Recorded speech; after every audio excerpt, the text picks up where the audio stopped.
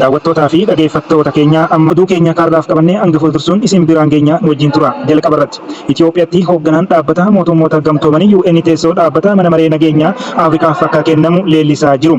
Kana bal'inaan ni dhageessu. Ministeerri muummee Itoophiyaa Abiyyi Ahmed aangawoota biyyattii 3 muudaniiru. Oduu biyya alaa qabanne keessaa ammoo humnoonni Ameerikaa Yaman keessatti iddoowwan dawoo finciltoota Huutii 5 irratti haleellaa qilleensaa raawwateera. Fi odeeffannoo saffisaan akka addunyaatii fi biyyaatti jiru bifa maxxansaan yookiin barreeffamaan argachuuf toora telegiraamii Ardii Miidiyaa Neetwork join godha. Akkasuma toora chaanaal yuutuubii keenyas sabiskiraayib, laayik, sheerii fi mallattoo bilbilaa cuqaasaa dabalataan taaktookis mallattoo pilaasii tuquudhaan maatii keenya ta'a. Gabaabumatti pilaatfoormii kanneen akka feesbuukii, eksii yookiin tiwiiterii, telegiraamii fi yuutuubiin nu hordofuu dandeessu.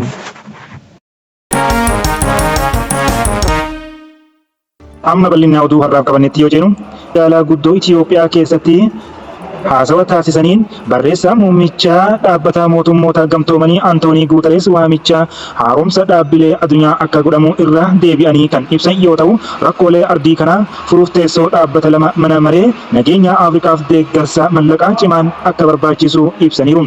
Finfinneetti galma Afrikaa haaromfame yeroo eebbaatti haasawa taasisaniin barreessaan olaanaa Antoonii Guuteres gamoon kun tokkummaa fi guddina Afrikaaf barbaachisummaa seena qabeessaa fi mallattoo ta'uu isaa kabajaniiru. Galmi kun bakka Afrikaan walitti dhufee dhaabbata tokkummaa Afrikaa amma gamtaa Afrikaa ta'eef jireenya itti kennitedha jechuun jijjiirama ardiin kun jalqaba walabummaa ishee irraa kaasee hanga ammaatti taasiftee beekamtii kennaniiru. Akkasumas akka waamicha hundee egeree fooyya'aa Afrikaa fi addunyaaf akka tumsu nan ilaala jechuun itti fufe. Teessoo dhaabbata obbo Guuteres abdii fi waadaa Afrikaa ibsaniiru. Garuu qormaata ardiin kun ammallee mudate kan akka jijjiirama qilleensaa, wal dhabdee fi hiyyummaa qormaata seenaa fi walqixxummaa dhaabuun daraan cimsanii dubbataniiru. Kana malees dhaabbileen addunyaa yeroon isaan darbee haaromsa akka godhamu gaafataniiru. Keessumaa teessoo dhaabbata Afrikaa mana maree nageenyaa dhaabbata mootummoota gamtoomanii keessatti akka hin jirre ibsaniiru. Yeroo dhiyootti akka sirreeffamu haa abdannu jechuun ibsa isaanii keessatti qoodaniiru. Keessumaa yeroo ammaa biyyoota miseensota ta'an hunda gidduutti walii galteen miseensota Afrikaa 2 miseensa dhaabbata mana maree nageenyaa kaa'uun haaromsa barbaachisaa ta'uu isaatiin. Guddina dhiyeenyaa kana argame itti fufiinsa obbo Guuteres barbaachisummaa waliigaltee fuulduraaf dhiyeenyaa kana fudhatame kan barbaachisummaa haaromsa mana maree nageenyaaf ijaarsa faayinaansii addunyaa ilaaluu cimsanii dubbataniiru. Dhaabbilee addunyaas yoo haaromsine qofa gara fuulduraatti tarkaanfachuu kan dandeenyu caalatti bu'aa qabeessa, haqa qabeessaa fi hunda hammatee gochuudhaan akkasumas waliigaltee diijitaalaa addunyaa Global Digital Kompaktii kaasaniiru kan bulchiinsa intelijeensii namtolchee irratti waliigaltee dhugaa addunyaa maraa isaa jalqabaa kan of keessatti hammate yoo ta'u, biyyi hundaaf teessoo minjaalaa irratti kan kennu yoo ta'u, biyyoota guddachaa jiraniin fi jiranis Afrikaa keessatti qoqqoodiinsa diijitaalaa riqicha godhachuu fi dandeettii ijaaruuf tumsaa kan deeggaru ta'uu eereera. Amma waliigalteewwan seena qabeessa kana osoo hin tursiisin hojii irra oolchuuf tarkaanfachuu qabna jechuun barreessaa muummichi dhaabbata mootummoota gamtoomanii Afrikaaf addunyaaf nagaa, tokkummaa fi badhaadhinaaf hojjechuuf kutannoo qabaachuu isaa mirkaneesseera. Ministeerri muummee Itoophiyaa Abiyyi Ahmed aangawoota biyyattii 3 muudaniiru. Ministeerri haqaa kan turan Geediyoos Ximootewoos ministeera dhimma alaa ta'uun muudamaniiru. Ministeerri muummee Abiyyi ministeera tajaajila kominikeeshinii mootummaa Itoophiyaatti itti aantuu kan turan Aadde Salamaawwiit Kaasaa ministeera turizimii gochuun muudaniiru. Akkasumas komishineera komishinii investimentii Itoophiyaa kan turan Aadde Haannaa Areer Sillaasee amma ministeera haqaa ta'uun muudamaniiru. Dhiyeenya pirezidaantii Itoophiyaa ta'uun kan muudaman obbo Taayyee Asqasillaasee bakka bu'uun ministeera dhimma alaa kan ta'an Geediyoos Ximootewoos waggoota 5 darbaniif ministeera haqaa ta'uun tajaajilaa turan. Ambaasaadder Taayyeen dhaabbata biyyoota gamtoomaniitti ambaasaadder Itoophiyaa ta'uun tajaajilaa kan turan yoo ta'u, ji'oota 8 dura ministeera dhimma alaa ta'uun muudamuun isaanii ni yaadatama. Tibbana ammoo pirezidaantiin Saahilawarqee Zawudee bakka bu'uun pirezidaantii Riippaabilika Federaalawaa Dimokiraatawaa Itoophiyaa ta'uun filatamaniiru. Miseensa koree gidduu galeessaa paartii biyya bulchaa jiru paartii badhaadhinaa kan ta'an Geediyoos Ximootiyoos ministeerri muummee Abiyyi Ahmedii gara aangootti dhufuu hordofee namoota itti gaafatamummaa aangoo kennameef keessaa tokko turan. Onkololeessa 2021 irraa kaasanii ministeera haqaa ta'uun hanga gara ministeera dhimma alaa Itoophiyaatti dhufutti tajaajilaniiru. Dr. Geediyoon duraan abbaa alangaa waliigalaa Itoophiyaa ta'uun tajaajilaa turan. Hagayya 2020 hanga onkololeessa 2021tti waajjira abbaa alangaa waliigalaatti taatee waliigalaatti deetaa ministeeraa ta'uun tajaajilaniiru.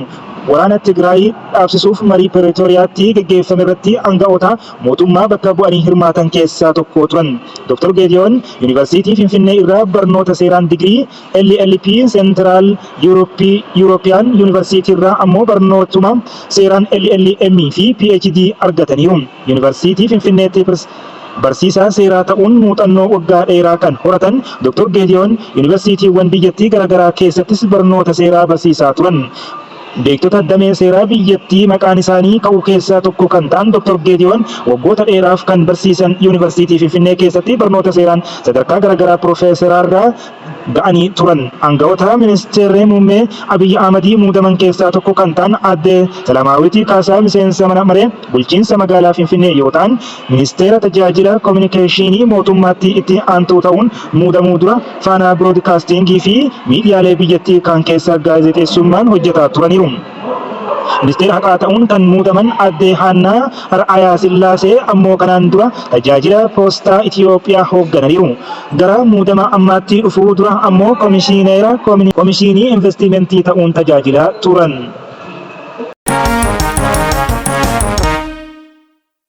Oduu biyya alaa qabanne keessaa ammoo humnoonni Ameerikaa Yaman keessatti iddoowwan dawoo finciltoota Huutii 5 irratti haleellaa qilleensaa raawwateera. Peentaagoon akka jedhutti iddoowwan daahannaa kunneen kutaalee meeshaa waraanaa gareen hundi dooniiwwan naannichaa keessa jiran irratti haleellaa raawwachuu itti fayyadamaa ture of keessaa qaba ture.